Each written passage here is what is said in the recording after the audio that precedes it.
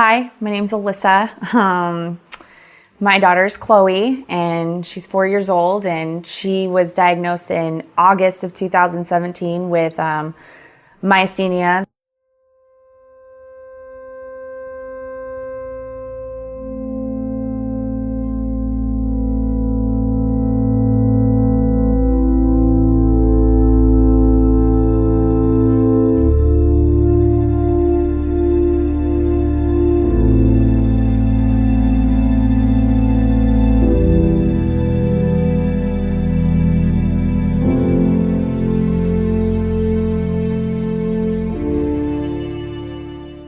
We had our daughter in 2013, and we already had an older child, and we thought, all right, we're just adding to our family. Well, little did we know at the time that she was going to have this rare disease, and battling that and looking at your older child going, something's kind of off. And even at such a young age, she just kind of laid there all the time. And we went to doctors and we said, hey, she's kind of different from our older son. She's not hitting milestones where she should be, and what's going on? And pretty much we were just told she's lazy, even at a young age, like not even one yet. And we were told she's just lazy and she's picky and she couldn't eat and all this stuff. And we kind of brushed it off like, all right, these people are the doctors, like they know more than we do. And more time goes on, and Alma, it was like 2. She still kind of did the same things, just laid around, didn't really play a lot. And if she did play, she would lay around for hours before she even got up or did anything. And lay around, I'd say probably a couple months after 2, we put her in one of those little baby ballerina classes with the cute little tutus and the bows, and we need to get her more exercise. Maybe she's just lacking that, and build up her endurance. Maybe she just let's push her out of this lazy phase. And we put her in a baby ballet class, and it was 35-minute class. And we took her home and just trying to pump her up and be super excited for her. And she barely moved. She was just laying there.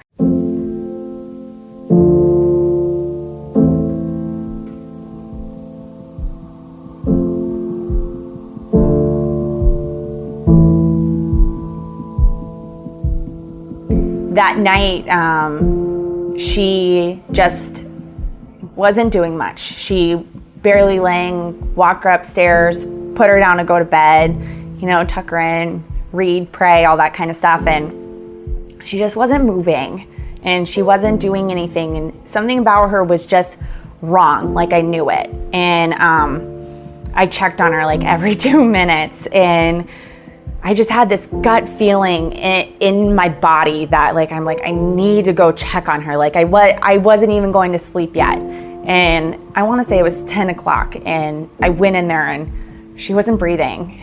And I just screamed, and I grabbed her, and where we lived at the time, we were literally 2 minutes from the hospital. And I threw her in the car, and I got her breathing again. And we just kind of shook her out of it. Like, she was just kind of like in this trance of nothing. And I shook her out of it. I bring her to the hospital. They rush us back immediately. She didn't look right. She was just so lethargic and just gone. And they rush her back, and when she rests, she kind of recharges herself, we call it. And at the time, she was like resting, and they're putting her on air, and they're going through all this stuff, and they're like, well, is she sick? Is she this? And I'm like, no. I'm like, we went to a ballet class. Like, nothing's wrong with her. Like, everything's fine. And they're like, we're gonna scan her and take pictures of her and all this stuff. And all of a sudden, she just started coming back, and she was kind of like getting better. Like, she was okay and resting, and they were pushing IVs through her and giving her oxygen and all this stuff. And they're like, all right, well, she has pneumonia.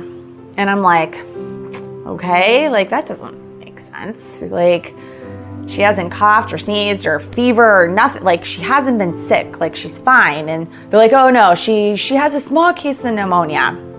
And they're like, oh, she's doing so great. And they actually sent us home. You know how they say at the hospital, bring her back to the physician for a follow-up, you know, right? Like, that's gonna make it better or something. So I call the doctor, we bring her in, they're like, I brought her in that next morning because I'm like, something's not right. She doesn't have pneumonia.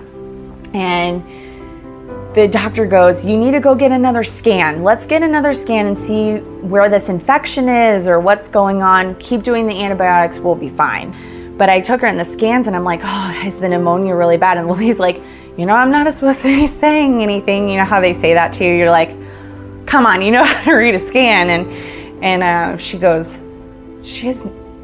they said she had pneumonia? I'm like, yeah, not even 12 hours ago they told me this. She goes, there's not pneumonia in her body at all. I'm like, all right, well, I'm never going back to that hospital, right? Like, why would you trust that? So after that, I'm like, wow, all right, gosh, she must have got a crazy germ and that just kind of pushed her and she stopped breathing. And I already had like this germ problem and going through that, and it kind of pushed it worse. I'm like, she must have a really bad immune system. Like, something's off. Like, she's not touching anything. I put her in a bubble, right? As a mom, you have an older child who wants to play and a younger child that isn't doing anything, but you don't want her to touch anything because you don't want her to die. And you just kind of trust that, and you don't know what to do after that.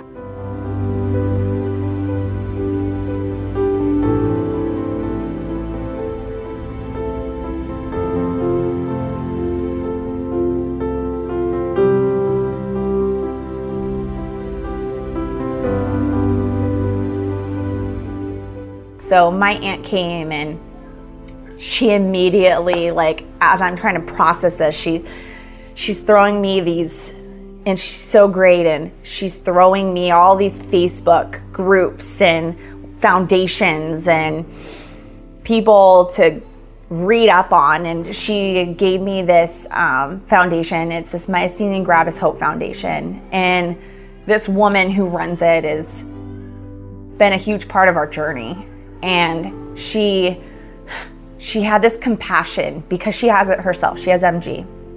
And she has this compassion for helping people and being there and fighting for them and understanding and knowing how to help. She's been dealing with it for a while now, and she reached out to me and I got in contact with her, and she goes, you need to make sure they're running this test, and you need to make sure, was this done, or is she doing this? And she educated me so much on how to be this advocate for my daughter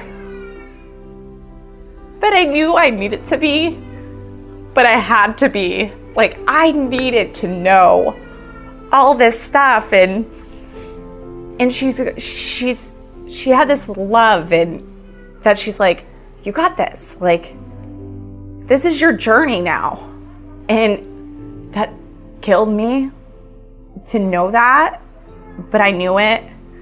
And just to hear her say it, like, it clicked. And she just was always there. And she actually, our neurologist, our first pediatric neurologist appointment outside of the hospital, I went in there with like this giant notebook of questions that me as a mom that's never been through this situation and it having a name on it now, she just sculpted this journey for us that I don't know where I would be right now without her. And she just has been a huge blessing to us, and so grateful for her. Even now, like a couple months in, and since August 2017, she just stands beside me, even as mom and as a person, that like, no matter how hard this is, you got this. Like, take a breath. All right, now go. Like, go fight for your daughter. Go fight for this community. Like, you have a voice, and awareness can only go as far as you make it. who wants to see their kid crash, you know? But if you're going through this,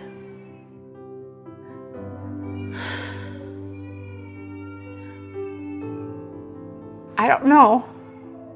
How do you hug everyone in the entire world and tell them it's going to be okay when you're terrified every day that it's not? Chloe, talk to mama. Can you talk?